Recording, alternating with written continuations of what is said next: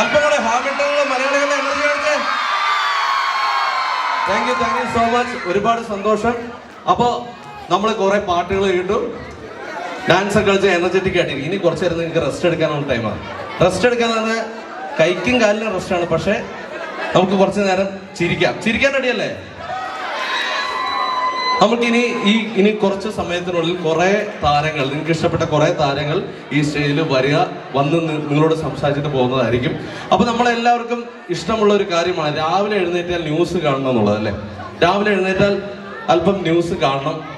News കണ്ടിട്ട് വേണം മലയാളികൾ എല്ലാ ദിവസവും ആരംഭിക്കുന്നത്. അപ്പൊ എനിക്ക് തോന്നിയിട്ടുള്ള മലയാളത്തിൽ ഒരുപാട് ന്യൂസ് ചാനൽസ് ഉണ്ട്. നിങ്ങൾക്ക് ഇഷ്ടപ്പെട്ട ഒരുപാട് ന്യൂസ് ചാനൽസ് ഉണ്ടാവും. 24 ഉണ്ടാവും, മനോരമ ന്യൂസ് ഉണ്ടാവും, ഏഷ്യാനെറ്റ് ന്യൂസ് ഉണ്ടാവും, അങ്ങനെ പല ചാനൽസ് ഉണ്ടാവും.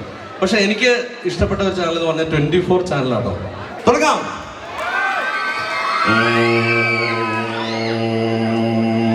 എല്ലാവർക്കും നമസ്കാരം. രാത്രി ആയിരിക്കുന്നു. രാത്രി 8 മണി കഴിഞ്ഞിട്ട് 10 മണി ആയിരിക്കുകയാണ്. എല്ലാവർക്കും വളരെ സന്തോഷമുണ്ട്. നമ്മളിപ്പോൾ ഉള്ളത് ഹാമിൽട്ടൺ മലയാളി സമാജത്തിൻ്റെ ഈ വേദിയിലാണ്. ഒരുപാട് സന്തോഷമുണ്ട്.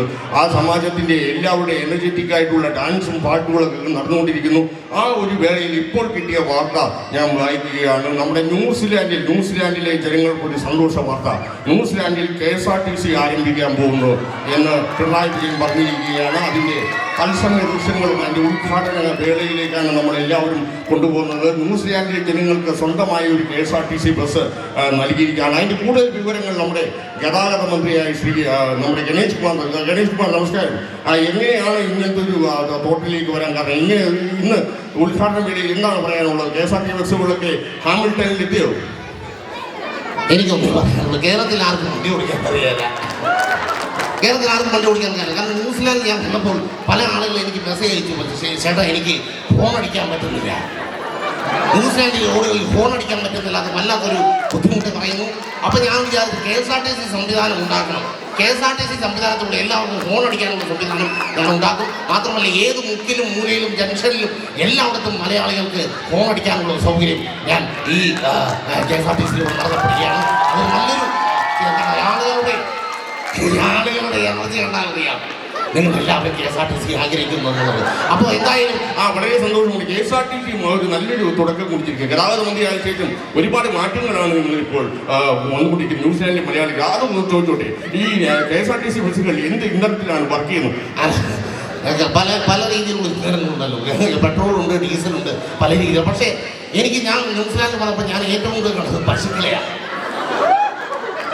ആൾക്കാരെ കൂടുതൽ പശുക്കളെ. ഇനി ഞാൻ പശുവിൻ്റെ പാല് കുറച്ച് കാര്യങ്ങളൊക്കെ ചെയ്ത് പശുവിൻ്റെ പാല് വെച്ചുള്ള ഒരു KSRTC ബസ്സാണ്.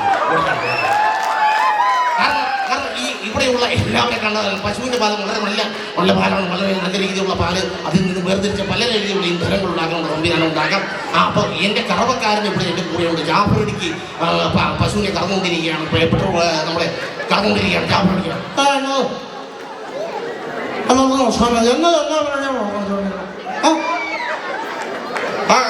നമസ്കാരം. രാവിലെ തന്നെ പശുവിനെ കറന്നു? അല്ല, ഞാൻ രാവിലെ കറന്നാളോ പോയി.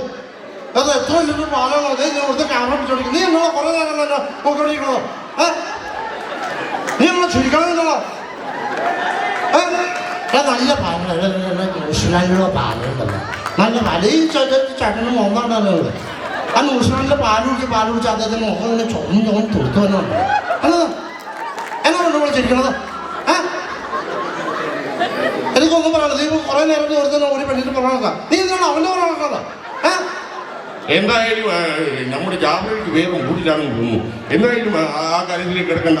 ഇപ്പോൾ നമ്മുടെ ഉദ്ഘാടന വേദിയിലാണ് ഇന്നത്തെ ഈ KSRTCയുടെ ആദ്യത്തെ യാത്രയിൽ കണ്ടക്ടറായിട്ട് വന്നിരിക്കുന്നത് നമ്മുടെ പിണറായി വിജയൻ സാറാണ്. അദ്ദേഹത്തിനോട് ചോദിക്കാം.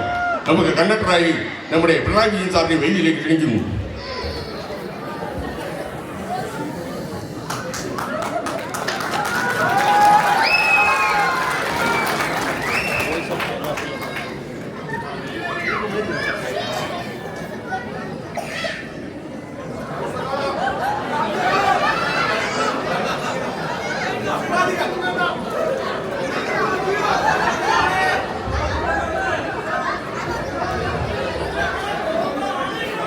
പ്രിയ സഹോദരി സഹോദരന്മാരെ,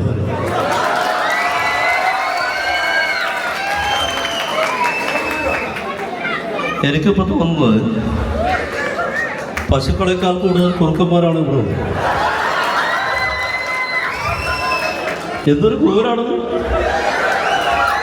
പോവാൻ വേണ്ടിയാണ് നിങ്ങൾക്ക് വേണ്ടി ഒരു സംവിധാനത്തിൻ്റെ ആദ്യം കൂര നിർത്തുക, എന്നിട്ട് നമുക്ക് ബാക്കി സംസാരിക്കാം. അതെ അതെ അതെ അതെ അതെ ഒരു കാര്യം പറഞ്ഞു, ഈ കൂലുകൊണ്ടൊന്നും പിണറായി വിജയനെ ഭയപ്പെടുത്താൻ നിങ്ങൾക്ക് സാധിക്കും. കാരണം നിങ്ങൾക്ക് അറിയാവുന്നൊരു കാര്യമുണ്ട്, മോനറിയാവുന്നൊരു കാര്യമില്ലേ? ഞാൻ ആരാന്നറിയോ?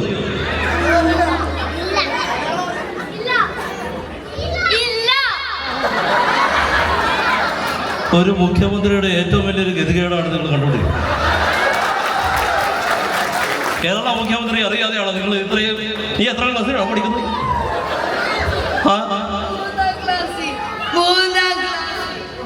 അതിന് നീ എന്തിനാണ് ചിരിക്കുന്നത്? 3ാം ക്ലാസ്സിൽ പഠിച്ച അവന് ഞാൻ ആരാന്ന് വ്യക്തമായില്ല. വ്യക്തമായില്ലേ? പക്ഷെ എനിക്ക് തോന്നുന്നു അദ്ദേഹം ആ കറുപ്പ് ഡ്രസ് ഇട്ടിരിക്കുന്നത് എന്നെ അപമാനിക്കാൻ വേണ്ടി.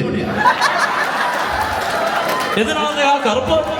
നോക്കൂ, കറുത്ത മുടി, കറുത്ത താടി, കറുത്ത ബനിയൻ, കറുത്ത മാനത്, കറുത്ത ഷൂ. ഇതൊന്നും ഞാൻ അനുവദിച്ചു കൊടുക്കുന്നു. കാരണം KSRTCക്ക് പുതിയൊരു സംവിധാനം ഒരുക്കി. നിങ്ങളെല്ലാവരും KSRTC ആഗ്രഹിക്കുന്നവർ. ന്യൂസിലാൻഡിലെ ഈ പച്ചപ്പിലൂടെ KSRTC ബസ്സിൽ യാത്ര ചെയ്യാൻ ആഗ്രഹിക്കുന്നില്ലേ? അതെ, കിലോമീറ്ററുകൾ കഷ്ടപ്പെട്ടാണ് വന്നിരിക്കുന്നത്.